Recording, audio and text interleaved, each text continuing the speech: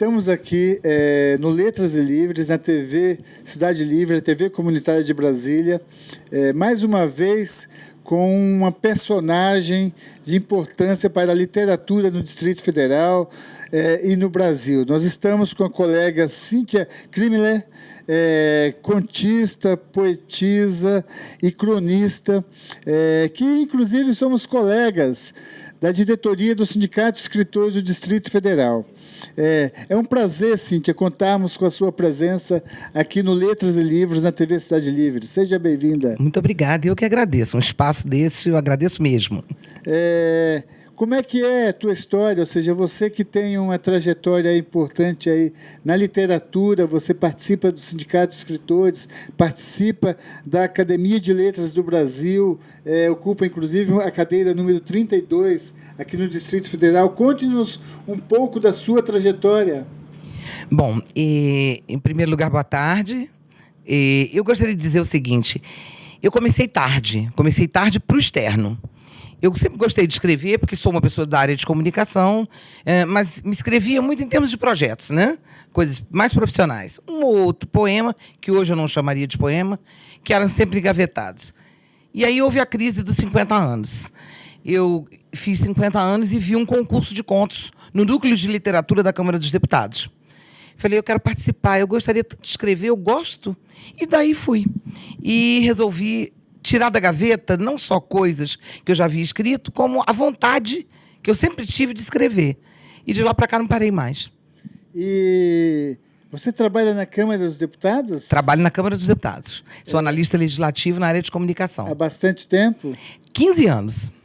E a tua produção literária, os teus contos, qual a linha que você busca desenvolver? Eu tenho uma linha muito intimista. Não adianta eu tentar, eu consigo passear no realismo fantástico que eu gosto, no humor, algumas vezes o meu humor é mais para irônico do que para gargalhada, mas o que eu gosto mesmo é a coisa do falar do sentimento, do ser humano, da fotografia, do que eu vejo no dia a dia, do que eu passo, do que outras pessoas passam, mas não assim, falando de mim.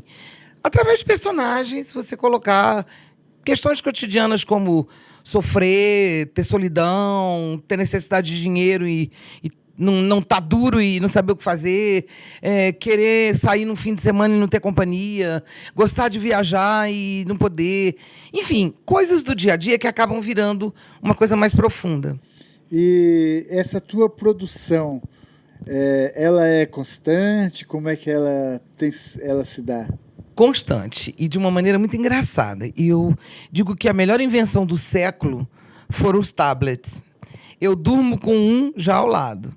Porque já perdi muita ideia boa, porque eu dizia amanhã eu anoto. E amanhã aquela ideia a frase já não era a mesma. Então agora eu durmo com o tablet ao lado, ele dorme ligado, e quando eu preciso eu boto lá no bloco de notas e anoto uma ideia, eu começo, e já teve noite de eu sentar 2 horas da manhã e começar e continuar no bloco do tablet e continuar, e quando eu olhar já tinha escrito um conto inteiro. Então a tua produção é diária ou noturna? É mais noturna. Eu sou uma criatura noturna, eu sou uma coruja. Eu gosto da noite. Amanhã me dá muito sono. Amanhã é uma coisa assim que eu acho belíssimo, o sol, eu adoro, mas eu sou da noite. Então, eu digo assim, às vezes eu produzo todas as noites. Às vezes é coisa que presta, às vezes é uma frase, às vezes é um poema, eu sou menos de poema, mas às vezes é um poema, mas eu procuro fazer isso como exercício agora. E essa produção, ela se materializou em livro, no primeiro da publicação, que foi Para Enfim Me Deitar na Minha Alma. Exatamente. Como é que nasceu este livro? Esse conto, especificamente, que se chama Para Enfim Me Deitar na Minha Alma... Então, o título do livro é um dos contos do livro. Exatamente. Eu participei de um dos desafios do Núcleo de Literatura, que eu lhe disse, da Câmara dos Deputados.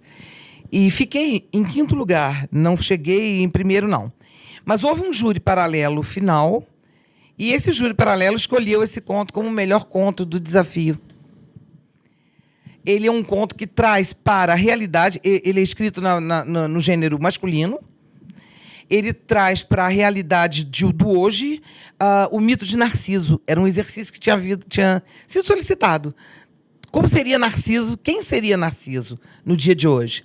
Então, eu crio um escultor e, em cima disso, eu fiz o conto. E quem seria Narciso no dia de hoje? Esse escultor vaidoso, mas, ao mesmo tempo, saturado, um sujeito homossexual, mas que não quer ser taxado por ser homossexual. Ele quer ser taxado porque ele é maravilhoso, ele é um artista, ele tem coisas a dizer, e as pessoas insistem em se aproximar dele.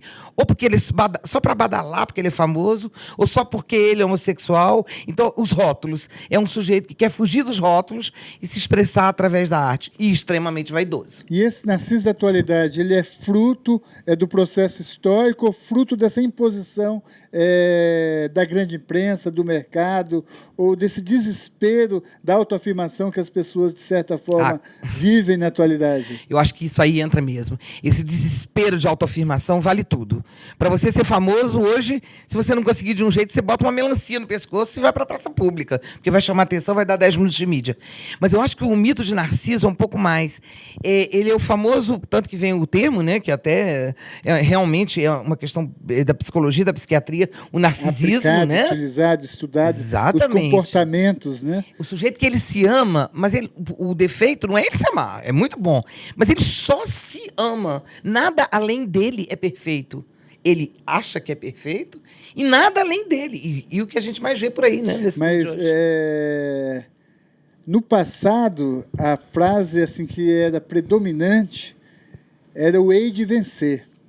O tempo passou, mas, de certa forma, esta frase ela se consolidou num pensamento narcisista predominante, em que os personagens comuns da sociedade, de uma forma ou outra, precisam se autoafirmar, e para isso fazem qualquer coisa. Qualquer coisa. E você trabalha isso em teu texto?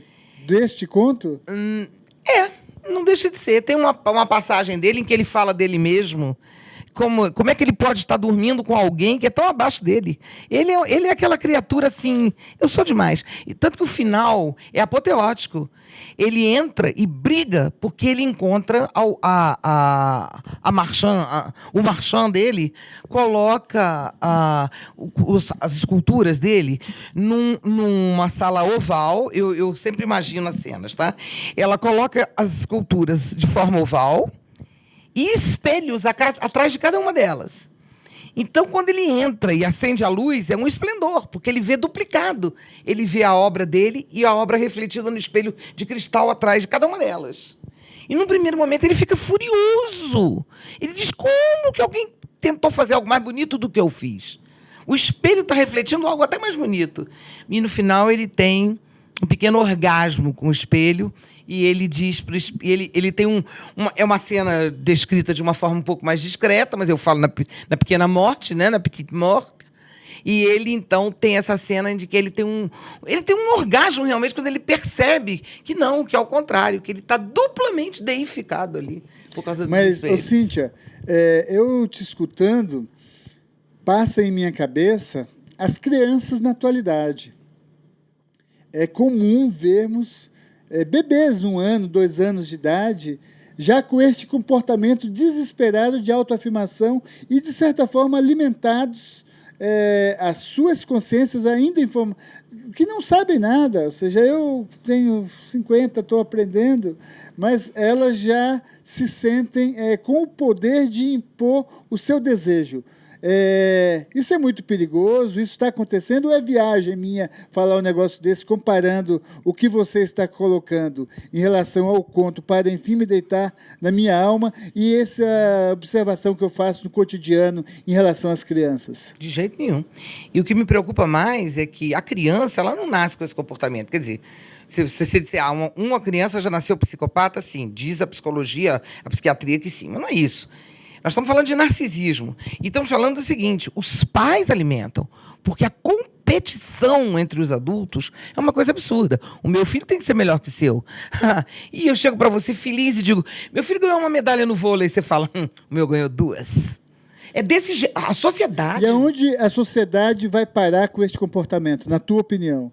Criando criaturas frustradas, filhos frustrados, Os que conseguem escapar disso vão fazer terapia e aí conseguem, graças a Deus, achar um rumo através das artes, da literatura, enfim.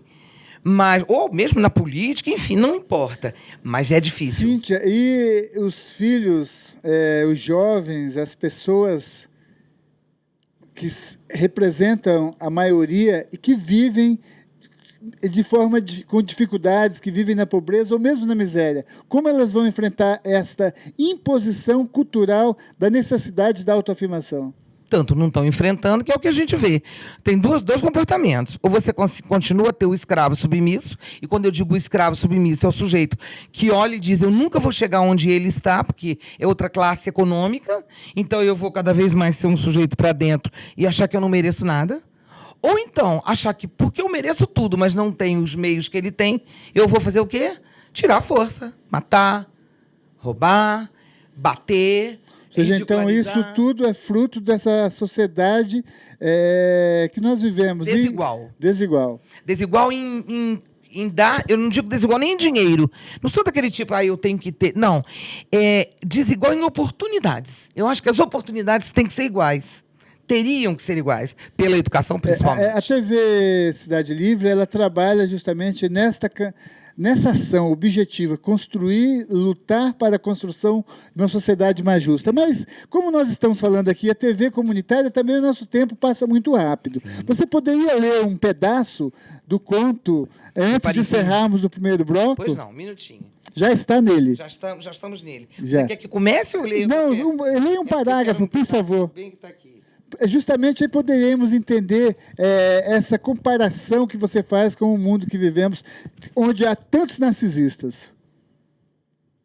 Estamos com Cíntia Krimmeler, que está lendo um pedaço do seu conto. E então, um súbito acontece. As luzes se acendem sem que eu tenha ordenado o homem de terno. E uma sensação pior que a proximidade dos visitantes me esbofeteia. Espelhos imensos refletem a minha criação por todo o salão. Esplêndidos. São formas que me abraçam, acolhem, aninham. Cada superfície reproduz mais que o tom da minha obra. Fui excedido. Olho as imagens de gesso, argila, ferro e as enxergo melhores, mais iluminadas, mais vivas. Como se atrevem a mais beleza do que a beleza que eu lhes permiti? Os espelhos me sobrepujam, elevam minha obra acima de mim. Não me querem mais, o Senhor das Formas. Este é um trecho do conto Para, enfim, me deitar na minha alma. Vamos fazer um intervalo, logo mais voltaremos com Letras e Livros aqui na TV Cidade Livre. Continue conosco. Olá, você está na TV Comunitária de Brasília, a única de acesso público na capital do país. Esta é a TV da democracia, da informação verde, limpa, humana, vinculada aos direitos humanos e aos direitos do povo brasileiro.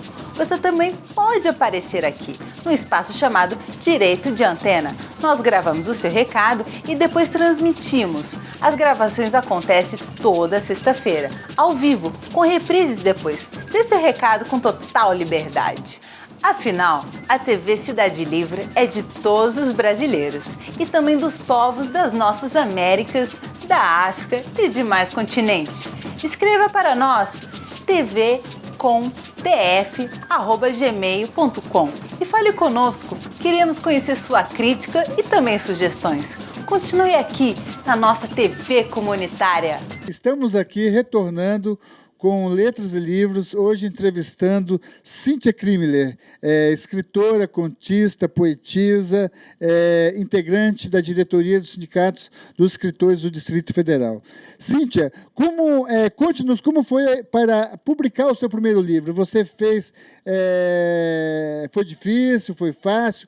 Porque, como escritor também, eu sei das dificuldades existentes para publicarmos o nosso trabalho. Como se deu a publicação de Para, enfim, me deitar na minha alma? Bom, eu não teria condição de fazê-lo sozinha, né? O meu primeiro livro, não. Financeiramente falando, uma série de coisas. Então, eu fiquei sabendo, claro, todo mundo conhece, através do Fundo de Apoio à Cultura, da Secretaria de Cultura do Distrito Federal, o FAC. Eu enviei o projeto em 2009, pela primeira vez, e logo na primeira vez foi aprovado. E aí eu tive o seguinte, uma alegria e uma tristeza. A alegria de ter 1000 exemplares patrocinados pelo FAC do livro que foi o meu início, é o meu filho, o meu primeiro filho parido. Mas, ao mesmo tempo, peguei uma profissional não qualificada, embora paga, e essa profissional fez do meu primeiro livro um erro de diagramação, ele tem erro de... Vamos dizer, o formato não ficou bom, houve erro de número de páginas. Eu gostei da capa. A capa é porque, ainda te digo mais, a capa foi uma insistência muito minha e um retoque da minha filha, que é publicitária, estava se formando, ela insistia que tinha que ter um preto aí no meio, e aí minha filha disse, não, ela quer uma coisa mais leve. E aí deu uma mexida e realmente ficou... E virou isso. Graças a Deus ainda. E como é que foi a recepção, a distribuição? Isso foi bom. A divulgação do teu trabalho? Isso foi bom. Eu fiz um lançamento, né, aqui em Brasília mesmo. E aí, eu tenho sorte. Os 2 lançamentos dos 2 livros, segundo meu editor, ele acha que foi muito bom. Eu tenho uma noite de estreia com 80, 70 livros vendidos. Então, ele fala para mim que isso é muito bom. Eu acho excelente. Que você vender 70, 80 livros no lançamento é um sucesso. Então, eu fico feliz. Mas, assim, houve a venda. Mas o interessante é depois. Eu comecei, me pediram para uma ajuda no Varjão. Era um projeto do Varjão para meninos de comunidades de menor renda. Então, 2 amigos que dão aula lá, que são poetas, né? Olívia e o namorado, o marido, hoje marido, né? E aí levaram... Eu falei, levam 30 livros. Eu vou dar para a turma inteira, eu tenho o suficiente. E isso foi uma farra. Aí um menininho me acrescenta no Facebook um dia. Um garoto, eu falei, gente, um garoto de seus 14 anos. Aí botou lá, eu li o seu livro que eu ganhei lá no Varjão. Então, eu achei aquilo... Porque não é, inclusive, a faixa etária de garotos de 14 anos. O que eu escrevo geralmente é uma faixa de 20 para cima, eu diria. O 25 é uma coisa mais intensa. Mais coisa, para adultos mesmo. Não é uma coisa de oi, aí ele pegou e namorou a fulana, aquelas coisas que jovem e criança gosta. E eu fiquei assim muito emocionada mesmo. No dia fiquei assim, foi coisa de emoção mesmo. E aí eu percebi, foi quando eu percebi o alcance e a responsabilidade do que a gente escreve. Vamos falar, Cíntia, do seu segundo livro, Do Todo Que Me Cerca. Você o publicou quando? Agora, em final de 2012, outubro de 2012. É recente, está fresquinho ainda. Tá, esse está. Como é que foi a gestação, a produção, a elaboração do Todo Que Me Cerca? Esse é uma Cíntia mais real, vamos dizer assim. É a Cíntia que registra o cotidiano. Embora, segundo o meu editor e outros amigos já tenham dito, eu, mesmo na crônica, eu tenho uma feição muito poética. Eu sou de prosa poética. Eu sempre coloco alguma coisa mais... Não melosa, eu não sou melosa. Engraçado, até do jeito que eu falo, fica parecendo assim. Eu não sou uma pessoa melosa. Eu não rimo amor com dor jamais. Eu não sou de finais felizes, necessariamente em contos e crônicas. Mas eu gosto de registrar, às vezes, uma nuvem. Eu tenho um conto aí que é uma nuvem, que era uma bochecha no céu. E eu digo, então, que a nuvem é uma bochecha no céu. Num sábado, ela é curtinha. Mas tenho também sobre meus amigos, que eu tenho amigos de todos os tipos. Então, o primeiro foram contos. Contos. E o segundo, crônicas. Agora, esse aí, desculpe dizer, posso fazer o meu jabazinho. Editora Patuá, minha editora de São Paulo, é aí que você falou. Brasília, as editoras de Brasília não dão bola. Infelizmente, dão pouca bola para os editores daqui. Agora que tem uma ou outra começando. E as editoras de São Paulo, abertas para todos nós. Para, enfim, me deitar na minha alma, você fez uma edição independente com recursos do FAC. Exatamente. E Do Todo Que Me Cerca foi com a editora Patuá de São Paulo. A editora Patuá de São Paulo. E como foi? Teve o lançamento? Teve a divulgação? Fiz aqui e ele fez por lá. Eu saí no site, no Catraca Livre, lá de Menstein, não, agora me fugiu o hotel.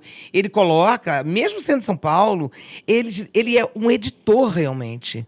Eles dois, né? Eduardo e Aline. Eles te dão a mão, eles ligam. Se você estiver nervosa às 10 horas da noite, você liga. Eles estão no boteco, mas falam com você assim mesmo. É aquele sujeito que fala para você, sua capa vai ficar mais bonita assim? Posso puxar uma cor para... Olha, o Leonardo Matias, que é o capista, um cara... E ele me pegou. Eu disse a ele assim... Não disse para ele, disse para o editor. Quem é você? Nós não nos conhecemos pessoalmente, só por telefone. Eu disse para ele, eu sou uma pessoa que teria tudo para ser certinha, 56 anos de idade, mãe de família, funcionária pública, mas eu sou torta. Eu sou aquela pessoa que, se eu tiver que falar palavrão, eu falo, eu sofro com todo mundo, eu sou a favor da liberdade para os gays, porque eu já não aguento mais ver todo mundo sofrer, mas também sou a favor da liberdade para os negros. Você trabalha na Câmara, já que falou essa questão, como é que você, como escritora e dirigente do Sindicato de Escritores do Distrito Federal, vê a Comissão dos Direitos Humanos da Câmara dos Deputados, que é uma comissão que que tem o papel de defender os interesses das minorias, estar entregue na mão de um homofóbico, de um racista. Como é que você vê isso? Eu vejo da seguinte maneira, e não pense que aí vai nenhum muro. Tivemos uma batalha campal, mas ainda não tivemos o efeito disso. Ainda não houve nenhuma ação do presidente da Comissão de Direitos Humanos até agora que tenha feito algo que denegriu, não digo denegriu, que tenha prejudicado a sociedade. Ainda não. Por outro lado, o deputado Jean Willis, que é meu amigo pessoal, é um sujeito maravilhoso como pessoa, ponto. E a causa que ele abraça é a causa gay. Segunda coisa. Então, o que eu vejo dos dois lados é intolerância. No sentido de um querendo deixar o outro parecer que ele é um estereótipo.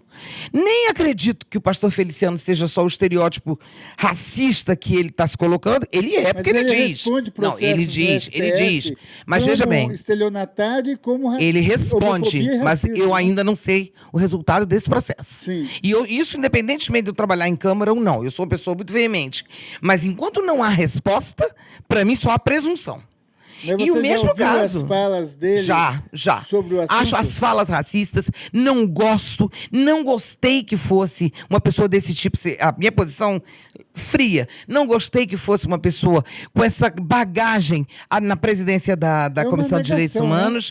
É como se fosse tese e antítese ali. É tipo colocar exatamente. O Hitler para cuidar dos direitos dos judeus. Agora, também não gosto quando as pessoas dizem assim, ele persegue pessoas. Eu ainda não ouvi perseguir pessoas. Eu já ouvi fazer bravatas. Ele faz bravatas. Ele diz, não, isso agora tem um microfone na mão e pode estar falando. Aí é que está o erro. Mas, uma pessoa, presidente de uma comissão... meio, sei lá, destemperado, além de racista, homofóbico, parece-me um débil mental. Ele está no lugar errado. Inclusive, ali na Câmara dos Deputados, tem muitos loucos, como o Hitler, malucos. Eu não vou citar nomes, mas o fundador da UDR, por exemplo, que foi um grupo paramilitar dos latifundiários que existiu no Brasil na década de 80, que matou muita gente, né? Eu tenho, inclusive, uma publicação com dados sobre esse assunto. E está lá hoje se posando de democrata. Então, o cinismo campeia. Mas vamos retomar... Inclusive, vamos colocar isso também não só do lado do democratas. A gente vê políticos com história trabalhista... que hoje estão discutindo... Mas eu não estou falando de partido, eu estou falando do discurso. Eu estou falando exatamente isso. A gente vê uns que vieram da história trabalhista, ferrenhos, que você diria... E que chegam lá e estão discutindo se o terno é Armani e se o sapato é de cromo alemão. Tristeza e vergonhoso. Lamentável. E uma negação. Mas temos da história dessas pessoas e da luta. Mas, felizmente, ainda há muita gente na luta. Tem muita gente que Eu admiro, por exemplo, muito a deputada Luísa Erundina, que tem um papel destacado na luta pela democratização dos meios de comunicação. Com certeza. Hoje ela é um baluarte em defesa das TVs comunitárias. E uma mulher íntegra. Íntegra. Ela é o que ela é o tempo inteiro. Mas do todo que me cerca. O medo é latifundiário. Vai tomando as terras da alma até a gente sangrar por dentro as inseguranças e os tombos. Por fora, apenas os olhos entregam trechos da verdade, fugidios, olhos de angústia. Miséria urbana. Conte-me um pouco sobre esta crônica Miséria Urbana. Existem pessoas, durante muito tempo, eu inadvertidamente ou atabalhoadamente, esse meu jeito muito... eu passei boa parte da minha vida achando que tinha gente que não tinha medo. E achando que eu mesma era uma pessoa assim, com pouquíssimos medos. A gente se acha muito importante, tem medos, e acha que existem pessoas que também não têm. E depois você começa a descobrir que são apenas pessoas que aprenderam a internalizar, mas os olhos não mentem nunca. E aí você descobre pessoas que estão sofrendo por um medo absurdo, às vezes, de escuro. Mas eles pensam assim, eu sou um político famoso. Se alguém souber que eu tenho medo de escuro, vão rir de mim. Em vez dele achar isso a coisa mais fácil do mundo, dele mesmo falar e contar logo, ele internaliza. O que acontece? Ele entra em 1000 meandros de sofrimento, a coisa aumenta, vira pânico, vira coisas horríveis, porque ele não conta, mas os olhos contam. Então, eu comecei a me redimir quando eu comecei a olhar para os olhos das pessoas. E, pelos olhos das pessoas, aí sim eu sei muito mais quem elas são do que o que elas estão me dizendo pela boca. Interessante. E as demais crônicas, elas tratam sobre que assuntos? Eu tenho uma mais levinha, que é sobre o pessoal do já agora do cyber, os nerds e os geeks, a diferença, uma bobagem. Mas eu gosto mais de falar, por exemplo, dos meus amigos. Eu tenho uma delas que está aí dentro, porque eu tenho amigos de todos os tipos. Eu tenho um amigo que, e é o que eu digo na crônica, eu tenho um amigo que, quando eu ponho na internet uma foto, eu sou ligada também à causa animal, né? Abrigo de animais. Então, quando eu olho assim, eu ponho uma foto de um cachorro que foi encontrado cadavérico, elas escrevem assim, pelo amor de Deus, não põe isso mais no meu perfil, não publica, não. Aí eu digo, meu Deus. E já tem outras que dizem assim, você tem que botar.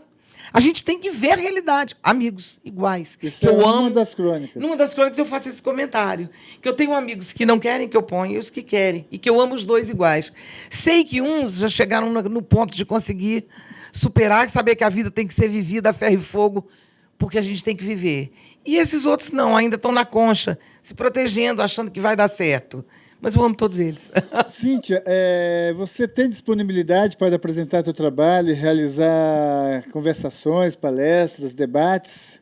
Tenho, sempre que sou convidada, né? E se alguém tiver interesse em te convidar, quais os contatos? Olha, o meu sobrenome é meio complicado, mas o contato seria Krimler, que é o meu sobrenome, K-R-I-E-M de Maria, L-E-R, né? @gmail.com.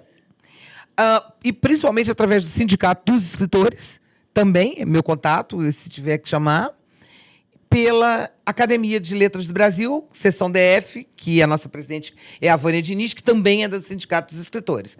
Por esses lugares, eu sou encontrada. E onde pode ser comprado os teus livros? Do Todo Que Me Cerca, este aqui pode ser encontrado comigo, no meu blog, Palavras Abraçadas. Palavras Abraçadas, blogspot.com. Esse pode ser encontrado.